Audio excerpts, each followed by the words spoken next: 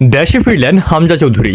অবশেষে দেশের মাটি স্পর্শ করলেন আলোচিত ফুটবলার হামজা চৌধুরী। সোমবার 17 মার্চ বেলা 11:50 সিলেট ওসমানী আন্তর্জাতিক বিমানবন্দরে এসে পৌঁছান ইংলিশ প্রিমিয়ার লিগ খেলা বাংলাদেশি বংশোদ্ভূত এই ফুটবলার। সেখানে আনুষ্ঠানিকতা সেরে সড়ক পথে বিকেল নাগাদ গিয়ে পৌঁছাবেন তার গ্রামের বাড়ি হবিগঞ্জে। হামজা চৌধুরী একাদেশে আসেননি, সঙ্গে রয়েছে তার পরিবারের সদস্যরাও। রোববার ইংলিশ চ্যাম্পিয়নশিপ লিগে লিডস ইউনাইটেডের বিপক্ষে 1-0 গোলে জয় পেয়েছেন হামজার দল শেফিল্ড ইউনাইটেড।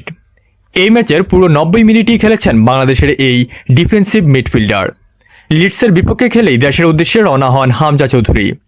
25 মার্চ ভারতের মেঘালয়ের শিলংয়ের জওহরলাল নেহরু স্টেডিয়ামের AFC এশিয়ান কাপ বাছাইয়ের স্বাগতিকদের বিপক্ষে খেলবে বাংলাদেশ। সবকিছু ঠিক থাকলে এই ম্যাচ দিয়ে লাল সবুজের জার্সিতে খেলার স্বপ্ন পূরণ হবে হামজা চৌধুরীর। বাংলাদেশ ফুটবল দল সৌদি আরবে কন্ডিশনিং ক্যাম্প শেষ করে আগামী 18 মার্চ দেশে ফিরে আসবে। একই দিনে রাত 9টার দিকে ঢাকায় আসবেন হামজা চৌধুরী।